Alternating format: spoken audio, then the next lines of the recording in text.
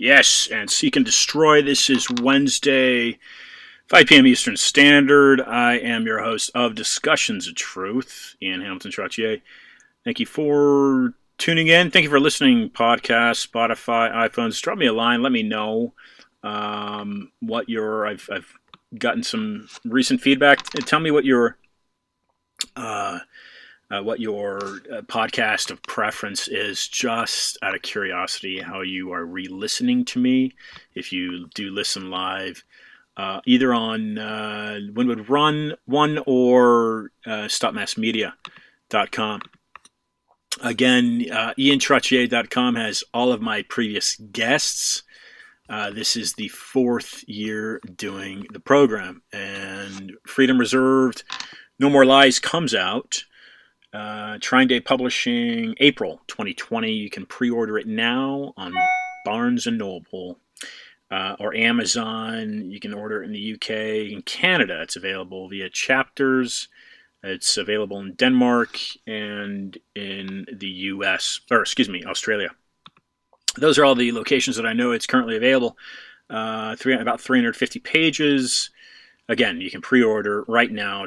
Freedom Reserved, No More Lies. And go to stopmassmedia.com or actually, you know what? Even Discussions of Truth. There's a number of websites where the show does stream, and discussoftruth.com is where you can find for purchase a link to the book, a description of the book, the show, and a little bit about me.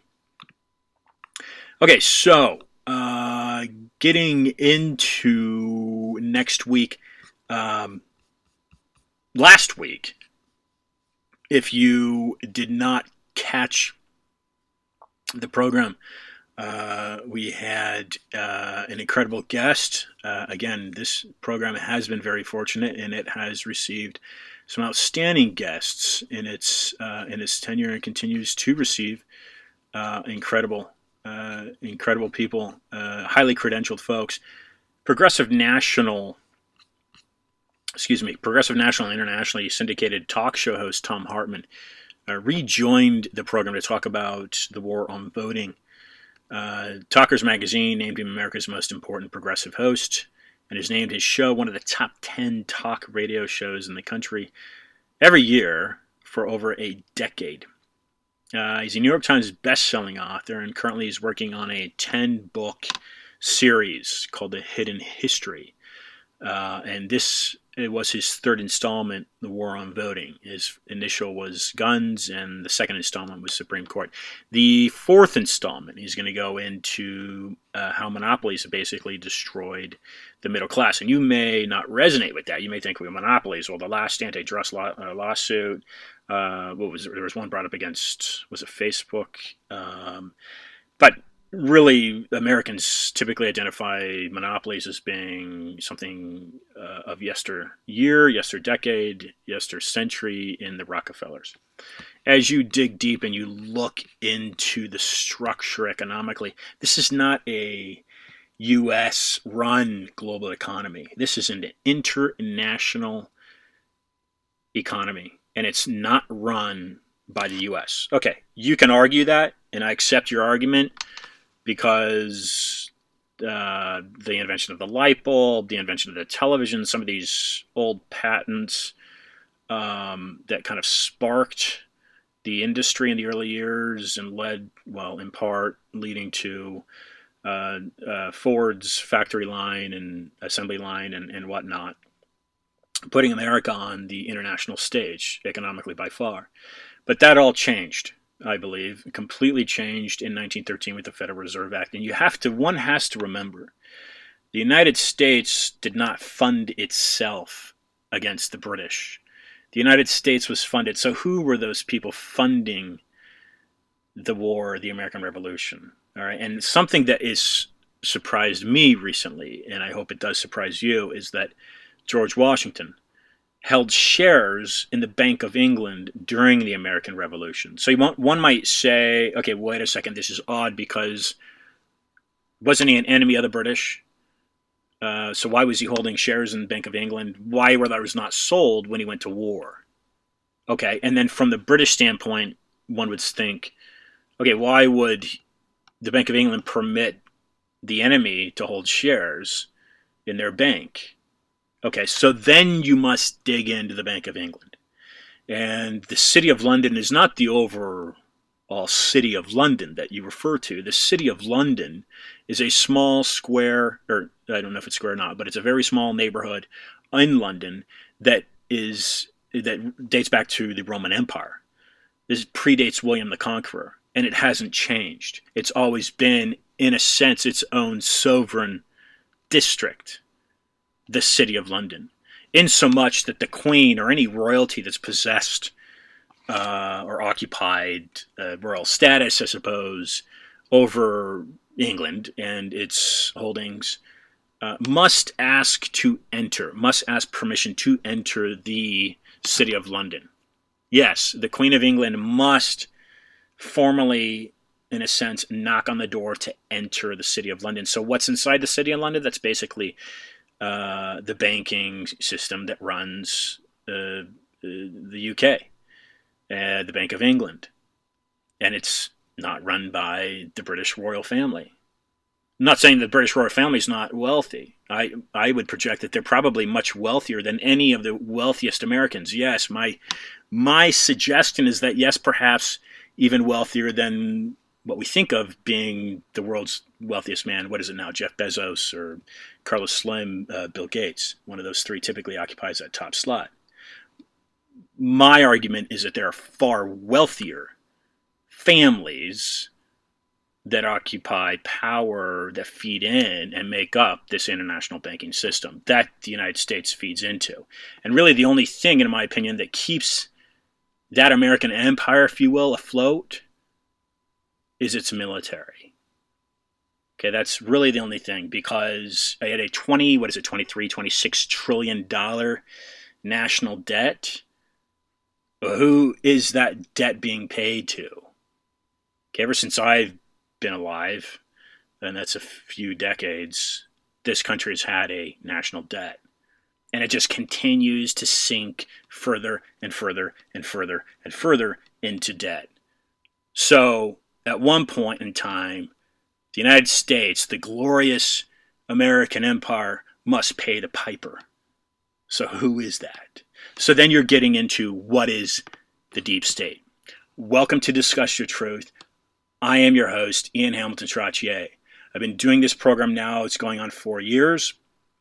We've been in talks about a possible television show in New York, been in talks about being syndicated by a station in Arizona, another syndication elsewhere, book being released in April. When it comes down to it, it's any human being's right, I believe, to investigate and seek out truth. Okay, it's your right to know. All right, no human being on this planet, where there's 7 billion of us, no one of us has created this system. Okay, we all feed from it. We all breathe its air. We all drink of its water. Yes, our 9-to-5s. Yes, we are cogs to our individual governments. But if you're an American, you are the government. Okay, the government doesn't control you. You control the government.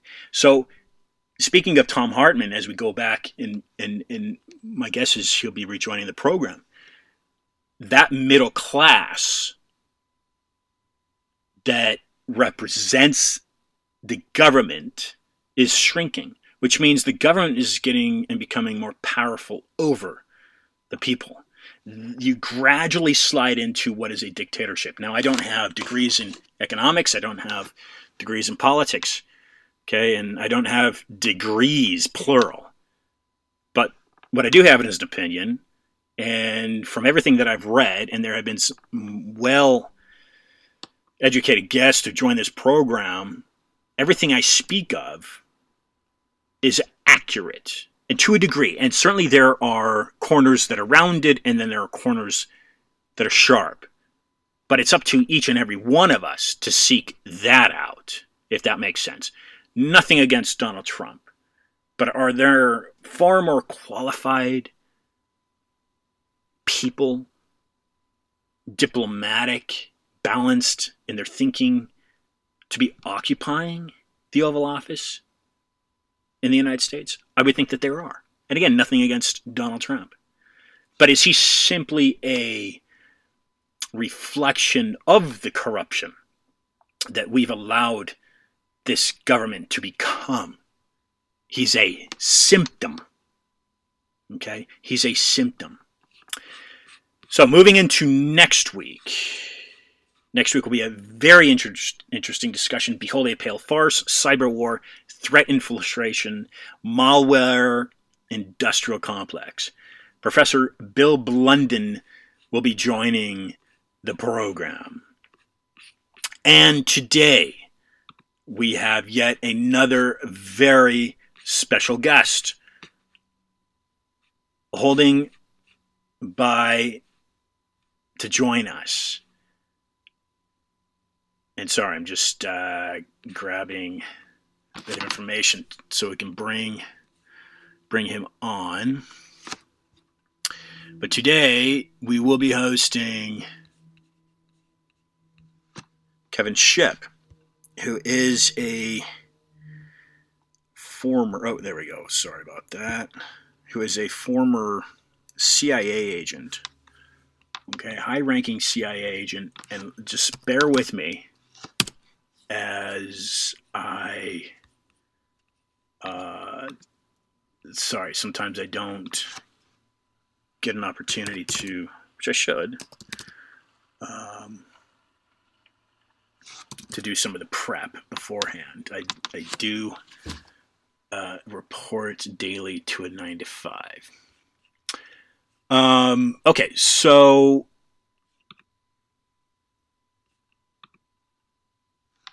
I'll be bringing him on in a moment. The slate for the program is great. So Bill Blunden occupies next week's slot. We're also going to have a double header next week with JP Lindstroth. And last time JP was on the program, I had some technical difficulties. His voice didn't come through.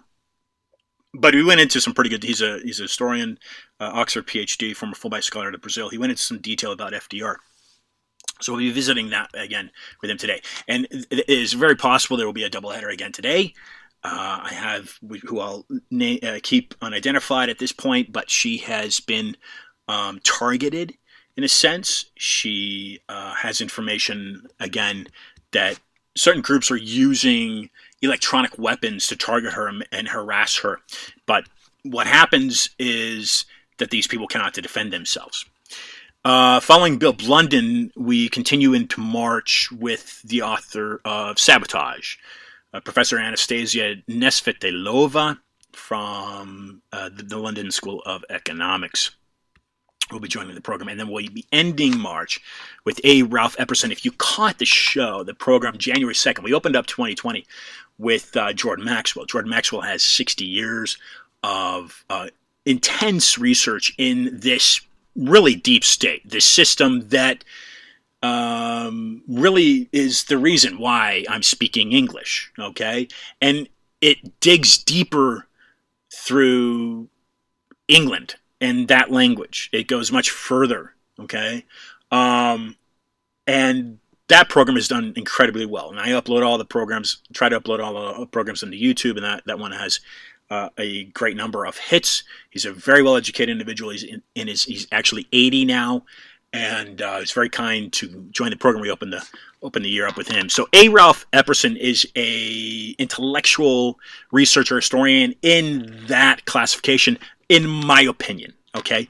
And he'll be discussing his book, El Nuevo Orden Mundial, okay? And that's very plain. That's in plain sight. It's on the back of your dollar bill, the New World Order.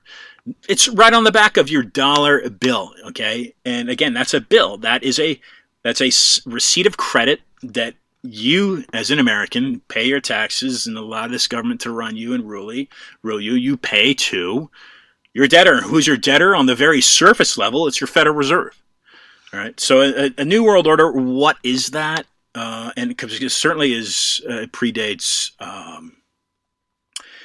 Predates the United States, 1776 or 1783 or 89, I think, is when the Constitution was actually initiated officially and put into work.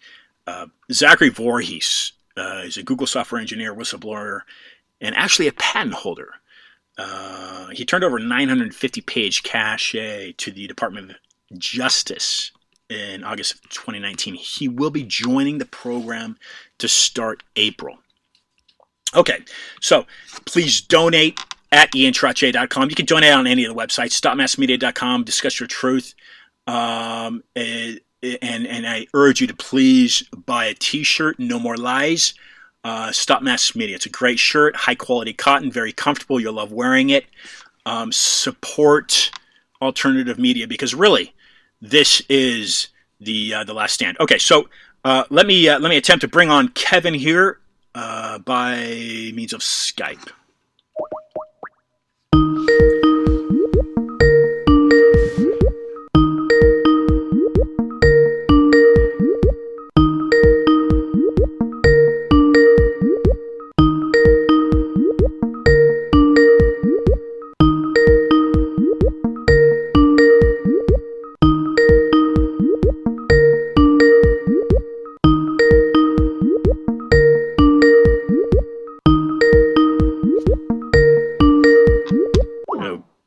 So we have not actually connected on Skype previously.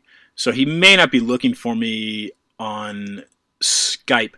Oh, there, I see him online right there. Let me try him again. Otherwise, I was going to try him on the phone. All right, here we go.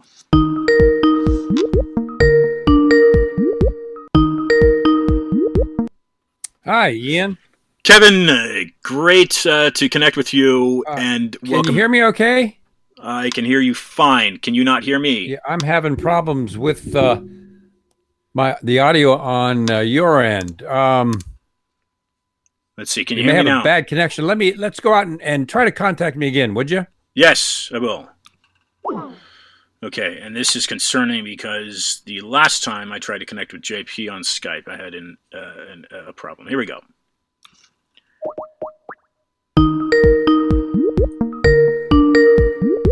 Okay, testing 1 2. Testing 3 4. No. Yeah, still having some problems. Let me switch to headphones, Ian, just a second, and see if it's our connection here. All right, sounds good. If you can hear me. If not, Kevin, I will dial your number. But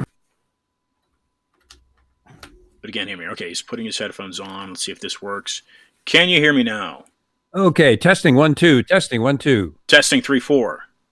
Testing 3 4. Yeah, I can barely hear you, Ian.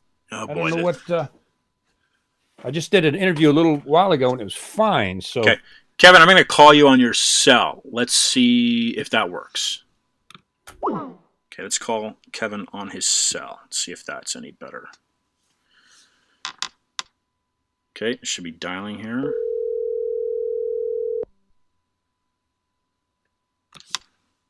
Let him know.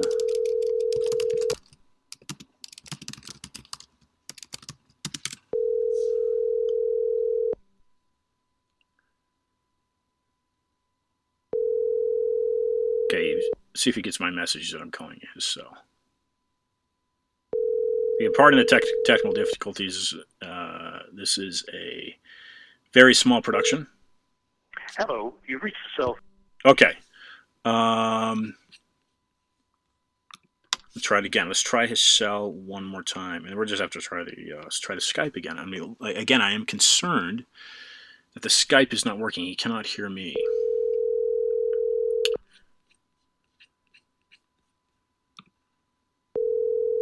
Okay, we're at the 20-minute mark, and the program. And I appreciate your patience. Okay, again, we are attempting to connect with Kevin Shipp. Okay, he's typing again. All right, he's typing again. Let me just let him know that I've tried now to connect with on the cell. Okay.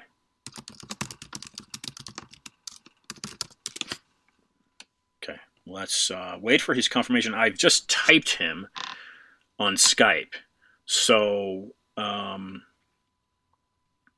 I have let him know that I'm trying to contact him on Skype. Wait for his reception there. All right, trying Kevin Shipp again. Yeah, typically, I like to have these types of technical issues solved prior so that you don't have to listen to this. But I do appreciate you standing by. Okay, so he may not even be getting my texts. Try calling him again.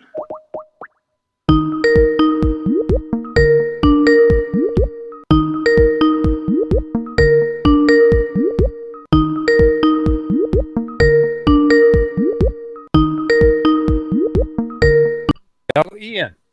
Kevin, can you hear me? Hello? Yeah, can you hear me? Can you hear me now? Yeah, I'm still not getting any audio at all. No audio. Okay, I'm going to try your cell. If you can faintly hear this, I'm going to try your cell. Strange. I'm going to try your cell if you can faintly hear this. Oh, okay. I've had issues with Skype before. All right, let's see if we have any sound problems. I'm going to try the cell actually while he's... No. Okay, audio tech. Call from +14155776910. Okay, so he's... Hello. Kevin, can you hear me now? Yes, I can hear you. I got you on the phone. Did I lose you again? Okay, so I just hung up the Skype because we were having issues on Skype, Right. which might be my end. The last time I had J.P. Lindstroth on, he couldn't hear me either. So we can simply go forward with the cell connection. Sure, that's fine. Yeah, okay, no problem. So, Kevin, welcome to Discussions of Truth. The technical difficulties, unfortunately, do happen from time to time. I apologize for listeners, but I welcome you to the program. Kevin, I think probably most people that listen to me are familiar with who you are, but if not, would you please give a few moments a quick synopsis of who you are, why you are a former CIA officer, and what whistle you have blown, if that makes sense. Yes. Hi, Ian. It's good to talk to you again. Yes, I'm a former CIA officer. I was a protective agent on the detail of CIA Director William Casey. I was in a counter-espionage group. We were searching for moles inside the CIA. And I was in human intelligence operation collection overseas, specifically against terrorism targets. And during one of my investigations, I ran across a possible vulnerability in our embassies where a foreign intelligence agent or worse could hack into the embassy and identify our covert personnel. I submitted those findings to the agency. I was threatened, ordered to drop it. My investigative reports were destroyed. It was removed from the headquarters server. I was called by a high-level official and threatened and told to drop it. And that's kind of where the fun started. I wound up being assigned to a classified base here in the United States. My entire family was poisoned. My wife and oldest son almost terminally. And it turns out that there was a pretty bad toxin in or under the house. Anyway, they broke into our house, painted a chemical on the ceiling. I gathered evidence, affidavits from the people on the base aware of the chemicals there, guards that had been ordered to follow our family, documents of the house break-ins, et cetera. And the evidence was so compelling, a federal judge ordered the CIA to a mediated settlement with our family. And then what the CIA did, and this is where I blew the whistle, fully, the CIA invoked what's called the state's secrets privilege, and that's something the NSA and the CIA have used for years to silence any investigations or lawsuits against them in cases like this. So the CIA advised me that if we didn't take a fraction of the settlement in the case, that the CIA would invoke the state secrets privilege, seal all the evidence, and then I would be breaking the law if I discussed the case. So I had my attorney call back and say, not only no, but HEE or HE double toothpicks no. You ordered the mediation and you signed the settlement agreement. Well, about a week later, the CIA invoked the state secrets privilege, sealed all my doctor's diagnosis of my family, the environmental tests that I had done, the samples, the evidence of the break-ins, the affidavits from people on the base. The CIA sealed all that and then told me, because of the state secrets privilege, if I talked about that evidence to anyone, I would go to prison. So after a good bit of thought, and I'm a constitutionalist and have been for a long, long time, I decided, no. You don't just do that in a constitutional society. You don't do it to a man's family. So I came out and blew the whistle on the CIA's use of the state secrets privilege. I have published all the documents that they tried to black out and conceal. I put them on fortheloveoffreedom.net on my website. And then I wrote the book From the Company of Shadows. They blacked out the same evidence I'm talking about, and eventually I built a code into that book, ran it through the CIA censors, and they missed it. So today my mission is just to expose what I call the shadow government, and that is the CIA and NSA and the FBI now. Some people are calling it the deep state, and I get into that in some of my speeches in detail, but there is a shadow government that manipulates our elected government behind the scenes, and that means Congress, the presidency, and even the judiciary. So that's what I'm doing now. So, Kevin, what state were you in when your house and your life and your family, your livelihood was sabotaged? What state was this? Was this Virginia, Maryland? Well, it was in the United States. I can't say that just because of the risk I take, okay. But and some the clearances that I have. But I can tell you, your listeners, you can go out. It was on the front page. Charlie Savage wrote an article on the front page of the New York Times and also the Washington Post. So if you're listeners, okay. Google Kevin Shipp CIA New York Times, you'll come up with the story. And Kevin, do you continue to hold clearances with the organization, or have you completely withdrawn? No. And what happens when you leave the CIA? I held my clearance for 2 years. When you leave the CIA, you hold your clearance it's automatic for 2 years. And if you're not employed again by the CIA or one of its contractors requiring a clearance, then your clearance automatically dissolves. And when a person leaves the CIA and they resign or move on to another company and no longer need their clearance, then the CIA closes the barn doors and your clearance is stopped. And it's pretty much automatic. For example, James Clapper was still is a senior analyst for CNN. James Clapper had his clearance about a year into his CNN contract, which is kind of a problem. But then after 2 years, that clearance would lapse if he's not using it for intelligence purposes. Now, we've been fortunate on this program. We've hosted, I know that you are close to John Kiriakou. He's been on the program twice, and we've also had Ray McGovern join the program. How long were you with the CIA, Kevin? And at what point in time in your career did you catch on to some funky business going on in that organization? Well, I was with the CIA for 17 years and then 4 years with the Department of State anti-terrorism, but 17 years with the CIA. What happens is you join the CIA, as I and many others did and do, wanting to serve your country and do something patriotic, and you get into the agency. You don't really know what's there until you get in.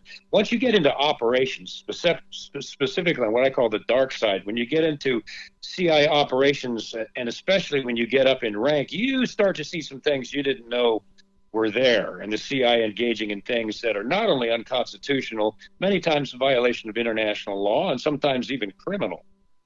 Now that's pretty harsh, and that's pretty heavy for a listener to absorb that, as they really would hope and imagine, and they feel that the CIA is portraying their best interest.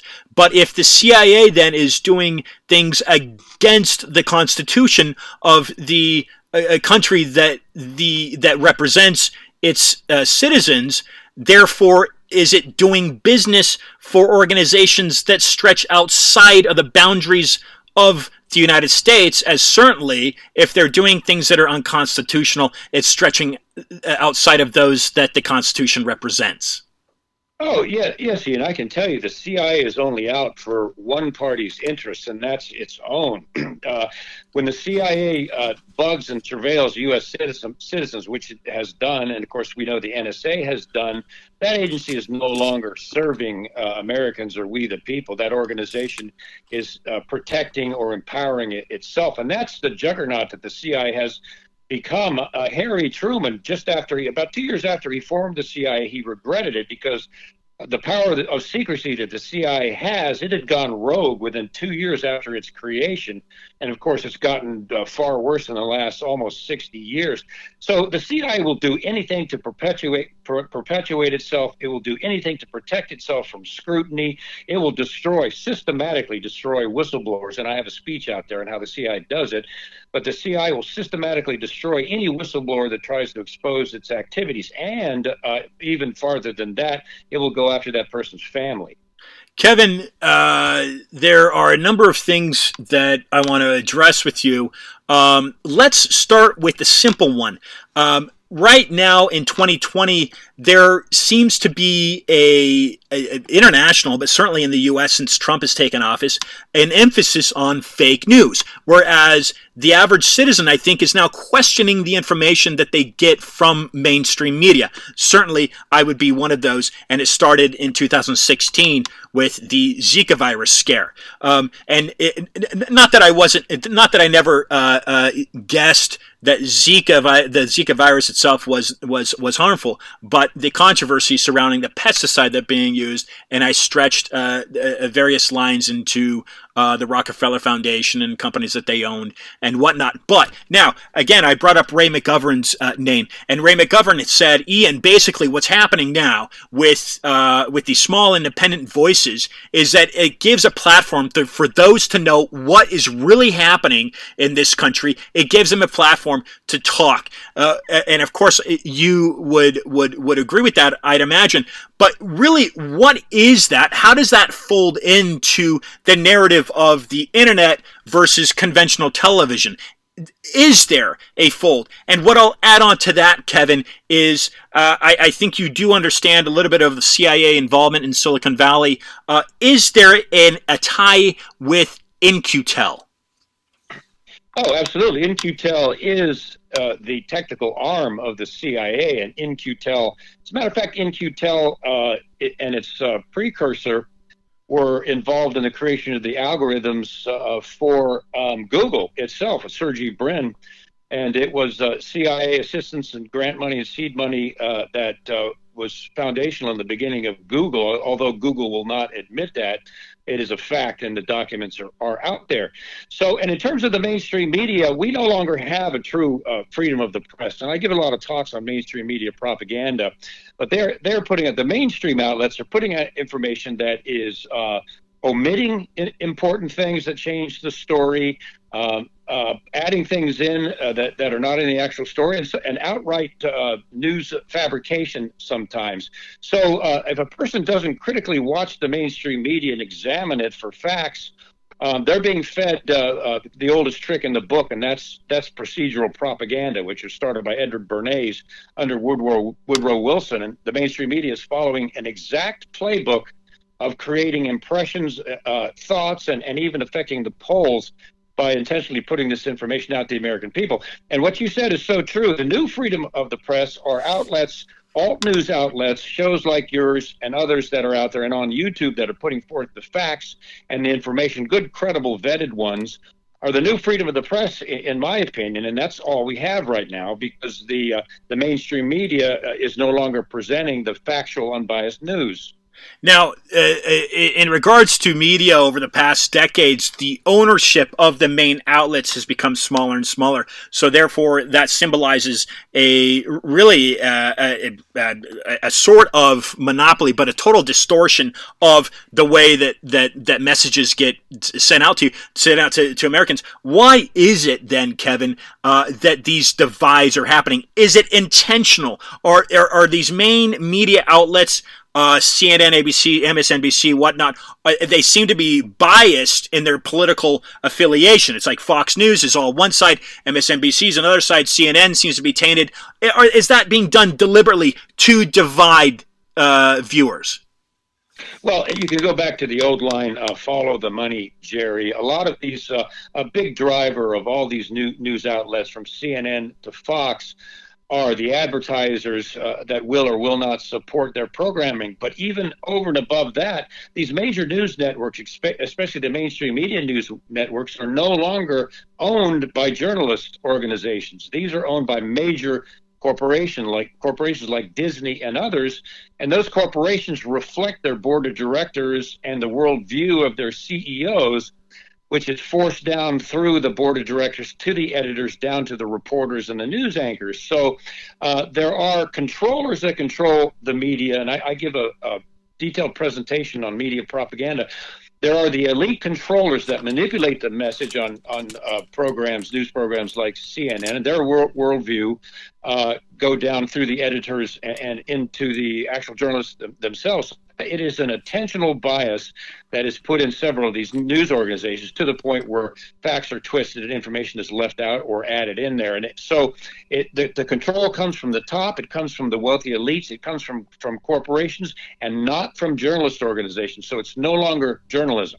So let's get into that briefly. I've spoken in the past a short while about we had a guest on the program, Servando Gonzalez, who's actually a Cuban-born historian now living in the U.S., but he says what happened under the Fidel Castro regime in Cuba was basically just a testing ground to set the stage with what is an intention by various powers to implement in the United States. And he draw an example of political correctness and how the suppression of speech starts simply like that. Right. With that said, Kevin, what created what? Did the CFR create the CIA, or did the CIA create the CFR? Well, the Council on Foreign Relations was instrumental in the creation of the CIA. The CIA sprang out of the Council on Foreign Relations, and many of the original leaders in the CIA were members of the Council on Foreign Relations. And let me add also, too, that Philip and Catherine Graham, the original owners of the Washington Post, were members of the CFR at the time, and they were connected to the CIA at the time, which is ironic because, in my view, I call the Washington Post the Mockingbird paper because it still has connections to the CIA today, and the CIA affects its reporting. So the CFR came first, and we know that that's a globalist organization, and it was instrumental in the formation of the CIA. This all, in terms of the effect this all has on the news media, this is all coming from, heading towards, and manipulated by globalism and globalists. And we all know the effect that George Soros has on the American news media through grants, foundational supports, and his own organization, Media Matters. George Soros is manipulating the U.S. news media, and from a globalist perspective. He's a globalist, and of course he's come out publicly and said that one of his goals is the elimination of U.S. sovereignty and getting into the new international global order. So these are globalists that are affecting the heads and tops of these corporations or the actual owners themselves that have a globalist view, and that view is being pushed down really all the way down to the thought police and what people say about their gender names, personal pronouns, and all that other things. That's all coming down from the top, and it's being fed to the American people by these elites who are controlling these multi-billion-dollar organizations.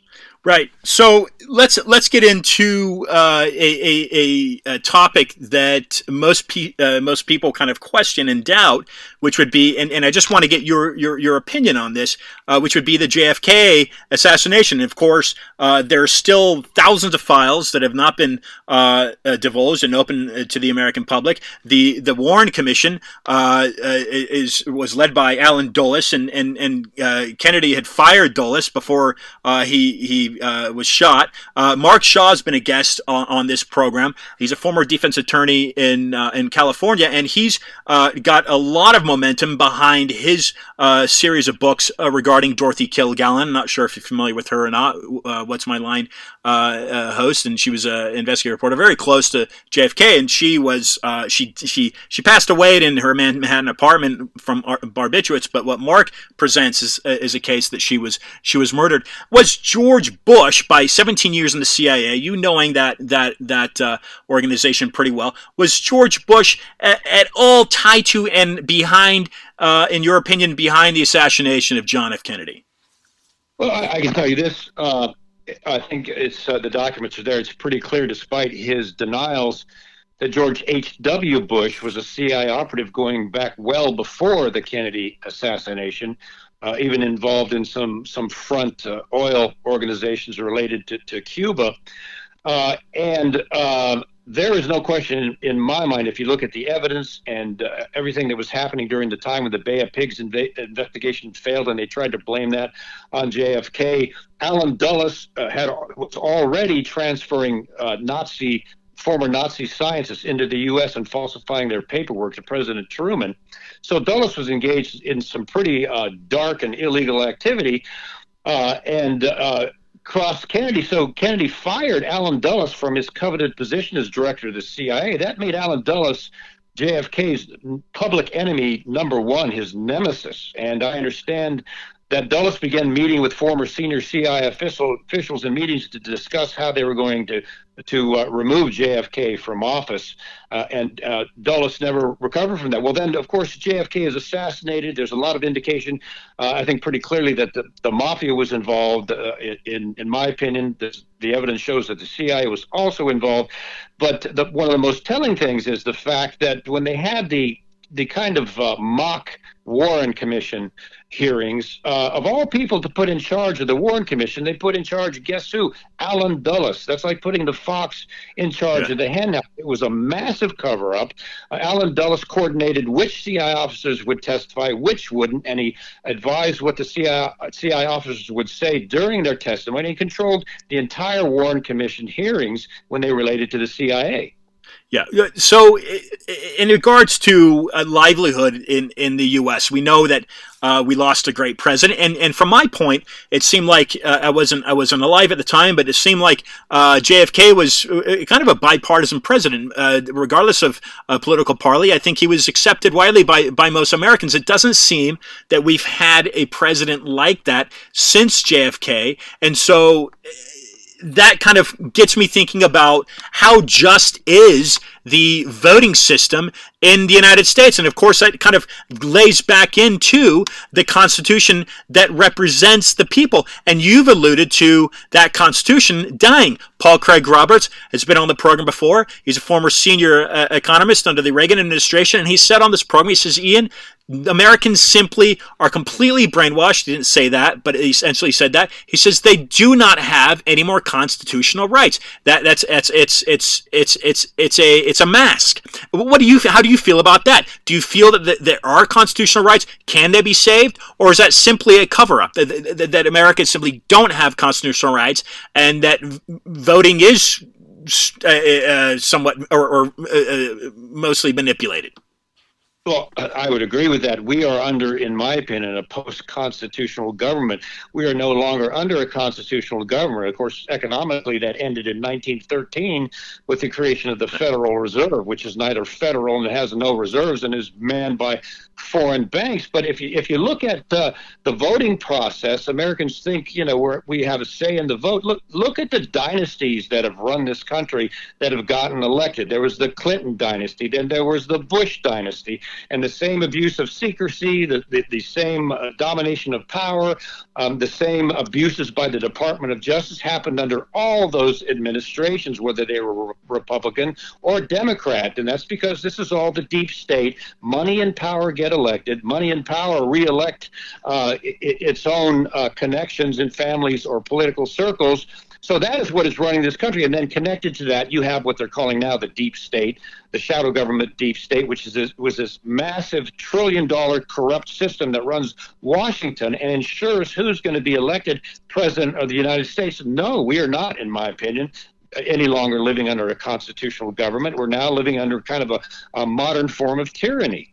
Right. And so who is behind this? Is it safe to say, Kevin, that Federal Reserve is that concrete barrier, or rather that moat that surrounds that castle that prohibits Americans from entering and draining, if you will, to use Trump's words, draining that swamp? Would it be that Federal Reserve in your mind, Kevin? Or if not, what else would it be that might be that major obstacle for Americans to regain that country they felt that they once had? Well, I think Federal Reserve is number one. because that would get Americans economic freedom, constitutional freedom back right there, and that's connected to everything. But secondly, we now have these monolithic organizations that are running our country. Essentially, the NSA, which we know was spying on millions of Americans, the CIA, another juggernaut that has secret budgets to the tune of billions of our tax dollars spent on operations and coups in other countries that we know nothing about. So you've got that shadow part of government that is operating things and will many times dictate who is president and who is not, and get us into wars based on the decisions of people that are unelected and largely unknown by the American people. So we're no longer under a constitutional government. It's got these juggernaut intelligence services, and then the entire economy is manipulated by an organization that meets in secret. Its budget is secret, and the member banks, our foreign central banks, are also secret. Kevin, so getting beyond that, and let's say that the real deep state, as you've alluded to, is a conglomeration of these international banking systems. Therefore, it's almost like the Bitcoin movement where there are no physical boundaries. What's the next step for the human species in that regard, if that makes sense to you? Well, where we're heading right now, Ian, is we're heading for international economic globalism. And that's where the majority of the nations in the world are going. That's where largely the Council on Foreign Relations, the Trilateral Commission, the Federal Reserve, the International Monetary Fund, they're all pushing the United States into that. You can call it what you want. I think Susan Rice, Obama's National Security Advisor, called it the new international order. Others call it the new international economic order. It's the new world order. It's the new global order that they're pushing towards, and that's the danger. That's where we're heading right now, is towards that global economic order. And we're starting to see they're proposing, the Federal Reserve is proposing FedCoin, which is a federal digital Bitcoin, and the IMF has been proposing digital global currency for some time. The chilling part is that is where we're heading. It has been held back, I think, in my view, by the current administration, which is not perfect, but for now. But it's heading in that direction, and Americans need to understand that's where it's heading. And critically think about candidates on both sides, whether they're Democrats or Republicans, because globalism is starting to, bit by bit, eliminate U.S. sovereignty. And I think that's beautifully said, Kevin. Again, folks, this is coming from a 17-year veteran, high-ranking, decorated CIA officer. Again, 17 years in that organization, and they're putting it right there out. This the world government is heading towards what is called, in a sense, a new world order. You see it right on the back of the Federal Reserve banknote, the dollar bill, as it's referred to. And you've said it very beautifully, Kevin, in that regardless of Democrat, regardless of Republican, that political chaotic dog chase is really going nowhere, and it's in my opinion, Kevin, it's simply meant to be kind of reality TV. It's meant to distract Americans and dumb them down and get them thinking about nonsense. Do you have an opinion on that? Oh, it certainly is, and you can see that. And if you look at the kind of machine that was started under Woodrow Wilson and his senior operations information officer, Edward Bernays, and the propaganda system that the government developed, a specific procedural propaganda system for getting messages out to the American people, used then, and it's being used by our government now. But the goal and the stated mission of Bernays' system, which the government is using today, and some of the mainstream media, is that, and they actually believe this, the minority elites have got to think for the average masses, in this case in America, because the elites are intellectually superior, they're financially superior, so it's the elite's job to manipulate and control the thinking of the masses, and that is exactly what we're seeing right out in front of our face now in our country on behalf of the United States government and on behalf of the mainstream media. They're literally trying to tell Americans what to think and how to think. Now, it was my opinion in 2016 that the Zika virus, and all my research that I've done, I'd reached out to medical background at New England Journal of Medicine. I'd reached out to folks at Lancet in the UK. Nothing definitive was sent to me that Zika was directly causing microcephaly in these developing children in Brazil, and thus this was kind of the scare in the mosquitoes that were transmitted in Florida at the time. What I found in dibrom or Nalet interchangeable is that the Rockefellers were really behind that, and Chevron Chemical Corporation. This is a engineered mosquito repellent from the 1950s, very controversial at the time because it was banned in Europe, Kevin, yet it was sprayed in Miami-Dade. Ricky Rosselló in Puerto Rico rejected the shipment at the time by the World Health Organization. So what I found, Kevin, was that there was a large question of how seriously dangerous is this Zika virus, and is it simply being covered up by the spraying of this pesticide? So then here we are 4 years later, and now we've got this other global, which is becoming a pandemic here, it seems like, in this coronavirus. And what caught my eye, Kevin, was that Zero Hedge, a financial publication blog, was banned by Twitter for suggesting an alternative view regarding the coronavirus. They got completely banned. What is your view on the coronavirus? I'm not saying it's not dangerous, but what is your opinion on that? Yeah, Ian, I think, and you made a great point, and I hope your listeners remember that Twitter banned Zero Hedge's objective reporting from a scientist regarding the structure of the coronavirus itself. Banned that from the public arena. And there's no question in my mind that the coronavirus is being used, as the government does, as governments do, as a system of control, both of affecting the stock market as well as controlling the American people. Even in New York, they're starting to take draconian procedures to control the virus. They're taking away freedoms of New Yorkers, and we're starting to see the government take away freedom through this thing. I'm not downplaying coronavirus, but it's interesting. They're talking about the 2.3% people that die from it, which is terrible and needs to be reported. But it's interesting how they're spinning that, because they're not talking about the 98% of people that survive the virus, and many with minimal effects. So that shows you, and we're all after facts and after truth. So if you're going to report the truth, report the number of people that are dying and report the number of people that are not. 98% of the people that get coronavirus are not dying. So the point is that the virus itself, as serious as we must take it, is being used, here we go again, as a mechanism of control by governments and the media to control the behavior, in this case, of the American people, and even globally. What's the next step for the cell phone? Is that simply going to be conduced more into a chip where human beings globally are implemented with chips? Do you see something like that happening, Kevin?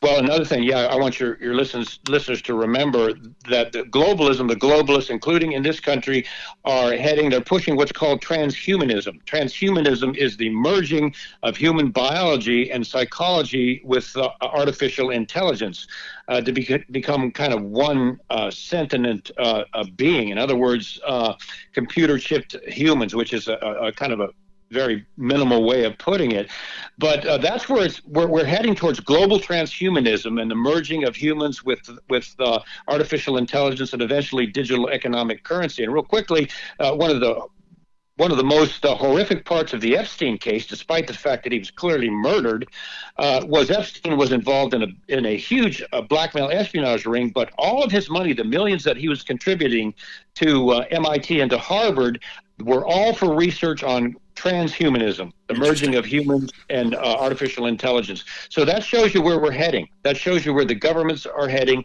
And I think that's where people need to be alerted and keep an eye on this because it's shocking. It's mind-boggling, but that's what's happening.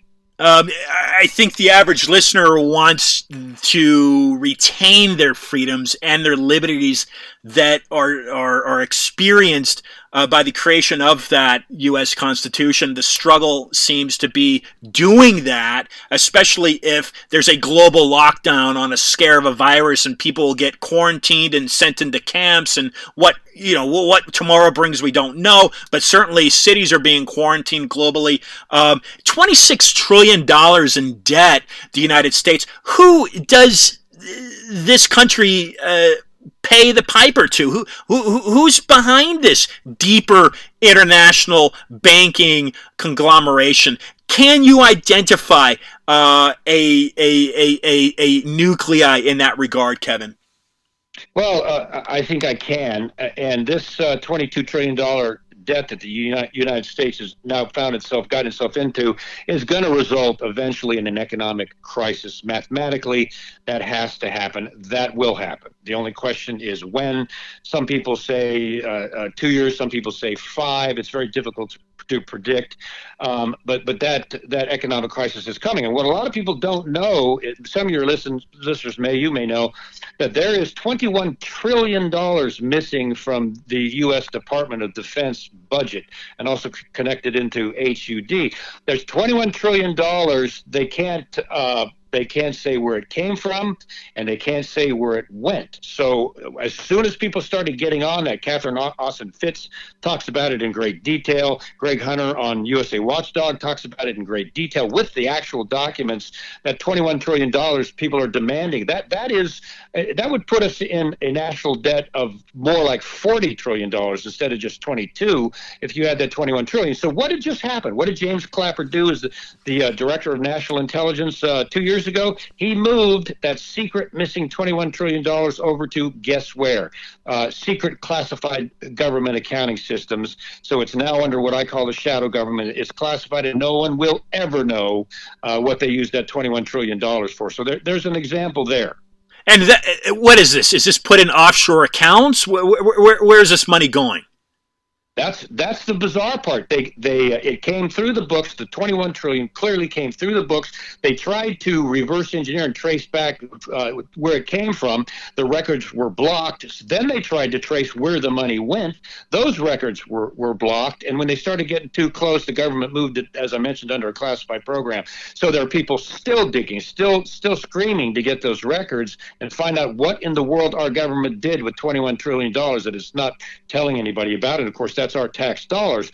But just as maybe more importantly, is they're doing it in secret. They've used this money in secret for programs that are secret, and they're not telling you and I exactly what they did. Now, various research that I've done, Kevin, is that, for instance, the Federal Reserve, of course, is not audited. It's you can't penetrate it. I don't know how much you need to have in order to buy shares of it. It's really kind of this hidden banking system that governs the United States. That's compared from research that I've done to, let's say, the Vatican, which is its own sovereign nation, and the banking system that runs that. And then also, Kevin, the Bank of England, where the monarchy doesn't control it. It's run by international financiers. Is there a link behind the Bank of England, or excuse me, the City of London, which I've explained to listeners is separate from the City of London that is visited for tourism? There's a small neighborhood in that city that it's its own financial district, and it dates back to the Roman Empire. The William the Conqueror signed an agreement giving it its own freedom and liberties, and it's been around for over 1,000 years, and the British have always been subjugated to it. What else is interesting, Kevin, is that the last time I had a regular guest on the program, J.P. Lindstroth, who's actually an Oxford PhD, and he's a former Fulbright scholar to Brazil, I had said, hey, J.P., he's an American historian. I says, J.P., George Washington owned stocks in the Bank of England during the American Revolution. So looking at both sides, why would he be owning stocks in an enemy's bank, and why would the enemy permit that? Is there something behind? And yes, it might be difficult for listeners to really kind of think that, hey, has there been a stranglehold on the Constitution and on those liberties going back to the original founding? Is it possible? Yes, it's possible. Do you think, in your opinion and research and knowledge, Kevin, that the Bank of England may be a major player over suffocating that oxygen that the Americans breathe from? Oh, the Bank of England is certainly exerting a control over that, and these global banks largely are tied together and interlap. And, right. And as I mentioned earlier, we lost. Speaking specifically of America, we lost our constitutional freedom in 1913 when the Federal Reserve was created from foreign banks. Our economy is being run by global foreign banks. And we can just leave that statement right there for people to remember that our economy is being run by global foreign banks in the form of the Federal Reserve. So we are no longer under a constitutional form of government, and we no longer make the choices and decisions for the economy of our own country. Ladies and gentlemen, Kevin Shipp, 17 years with the CIA. Kevin, some last parting words for listeners.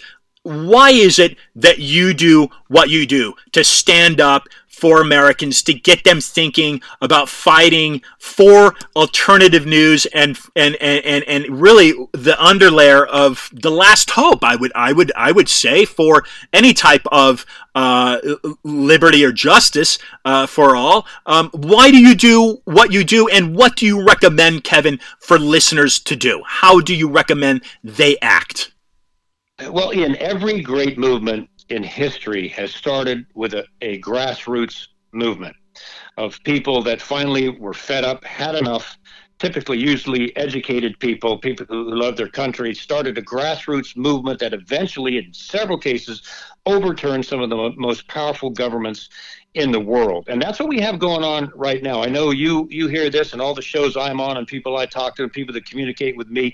We are experiencing a very quiet revolution, especially in the United States. And even I hear from other countries, a very quiet revolution where people are fed up with being controlled in the areas you and I just talked about. So there's a revolution underway without question. And there's a grassroots movement for freedom in the United States that's underway without question. So I want people, your listeners, to have hope that there is a huge movement of millions of us out there that understand this is going on, and we're all starting to work to expose it and work against it. The best thing people can do is what you and I are doing right now, is speak out, write, educate people, talk to people about this, get the facts, get the information, and share it with every single person, whether they want to hear it or not. Gracefully share it with every person that you can, network, and use what we talked about earlier, and that's the new freedom of the press. That's all of us in these grassroots news organizations, and as I mentioned earlier, grassroots movements are powerful, and we've seen them overturn entire governments. From the Company of Shadows is his book. Kevin Shipp is his name. Kevin, thanks for joining Discussion to Truth. We look forward to bringing you back on the program in the future. Thanks for all you do. Thanks, Ian. Always a pleasure. Thank you. Ladies and gentlemen, Kevin Shipp. Technical difficulties there on Skype, which is a little concerning for me because 2 weeks ago we had to resort to phone call with JP, but hey, it is what it is. It's technology. There are glitches from time to time. We have been remotely out of studio for a number of months now, and so that also contributes to, I'm not saying it is the case this time, to some of the technical difficulties. Do contribute and donate to the program. And like Kevin said, start your own. Talk, spread this message, share it with a friend, share it with family. Do your own broadcast, podcast, whatever you want to do. Next week, William Alva Blunden joins the program. He'll be discussing Behold a Pale Farce. We're going to be getting into InQtel a little bit more. Cyber war, threat inflation, and the malware industrial complex. Folks, Kevin Shipp spent 17 years with the CIA. He's a guy that knows a thing or two about how this government is run. You heard him right there say, no Democrat, no Republican. They're both chasing their tails. They're a distraction from what's really going on. And what's really going on are these international banking organizations. He agreed. The Bank of England is a large player. I didn't ask him about the Vatican, but it seemed like it resonated with him. The Federal Reserve. How much does the Federal Reserve really represent you? When you pay $1 in the store, right? You buy a Coke with $1, how much does that dollar represent you? It doesn't. It doesn't represent you. It represents elites, wealthy elites that are feeding into a larger banking conglomeration that is controlling the actions of you and me and the United States, and has completely corrupted this political system, absolutely, completely, and totally. And if you don't stand up right now, you're gonna lose that. If we haven't already, okay? We may have already lost any hope of regaining and retaining any type of these liberties and justice that we've inherited by these forefathers that set us up. I've got some great friends in Canada. Paul Hellyer joined the program. A very high-ranking former deputy, basically, Prime Minister of Canada. Very much on board with what is happening with these smaller programs. Like Kevin has talked about, like Ray McGovern has talked about. These are high-ranking political members of government that runs day-to-day operations. They know what they're talking about. Okay? I haven't held those positions. It just so happens, folks, that I began questioning the Zika versus pesticide spray in 2016, and from there, this is all unfolded. Okay, and let me mention, in regards to technical difficulty, Bandy Lee, Dr. Bandy Lee, author of The Dangerous Case of Donald Trump, who said on this program here that the current commander-in-chief is mentally incapable of continuing being in charge of what he's in charge of, and that is the country that you are a part of if you're listening in the U.S. She'll be rejoining the program April 8th, and that is due to a glitch. We're going to have her reappear. She's agreed to come on. So that'll be followed by Zach Voorhees, who will open up the program on April 1st. And again, he's a former Google engineer, an employee. Let me just squeeze in this quote here before I reach out to our next guest for the doubleheader. Voorhees claims, the reason why I collected these documents, now it's a 950-page cache that he released from that he had from Google to the Department of Justice Antitrust Division. The reason why I collected these documents was because I saw something dark and nefarious going on with the company Google.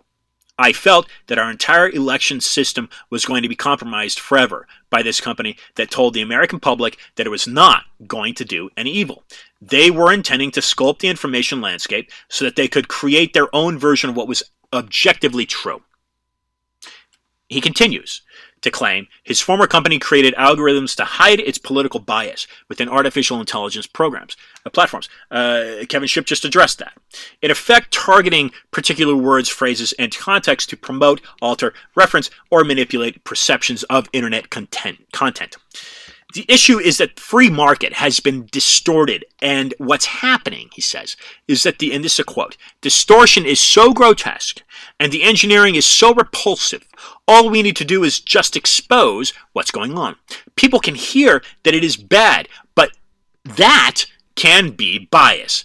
But when they see that Google has actually written with the documents, this will actually be taught in universities of what totalitarian states can do with this type of capability. The world that Google is building is not a place I or you or our children want to live in. That's Zach Voorhees, and it is a quote by the website that Kevin and I just talked about that was banned by Twitter, Zero Hedge. By the way, he worked on Google Earth, which is completely fed by the CIA,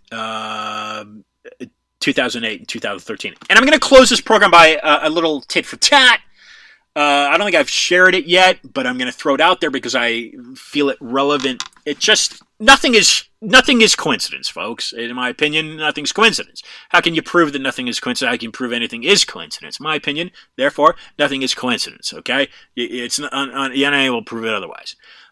With that said, I just so happened to be in Palo Alto in the year 2000. I was eating at a Greek restaurant. I think it was called Evia. I'd been at the Greek restaurant, and out walks a businessman dressed in suits. What I overheard in that discussion, this is year 2000, whatever, I don't remember the month. What I overheard in that discussion, and somebody had mentioned to me, hey, she says, hey, that's Charles Schwab. So Charles Schwab standing there, and I overheard Charles Schwab talking about a new search engine. At that point, we'd had Ask Jeeves, Netscape, Yahoo, right? We had some various search engines that were doing incredibly well. All right, I never thought any of them could be overtaken. In fact, Yahoo at that time was probably one of the main kings of Silicon Valley. Okay, this is Palo Alto, year 2000. And I've never shared this information on the program before. And I hear Charles Schwab talk about a new search engine by the name of Google. I left the country for a couple years. I came back, and that small little company that had an office on University Avenue in Palo Alto had grown into a mini empire. Today, 2020, it essentially, in many ways, monopolizes commerce on the internet. Again, these are my opinions, but yes, that's fact. In Palo Alto 2000. Coincidence or not, don't know it. If you're listening to this program, I thank you. Share with a friend, share with a family member, donate, buy a t-shirt, stopmassmedia.com. No more lies. I think they're $20-$30. I'm not sure what they are. Right there at discussiontruth.com or stopmassmedia.com or Ian Trottier. That's INTROTTIR.com. Follow me on Twitter, follow me on Instagram, and again, both handles INTROTTIER.com. Thanks for joining the program. And thanks for listening, rather. Until next week. That's Wednesday, always Wednesday at 5 o'clock p.m. Eastern Standard. Folks, be awesome.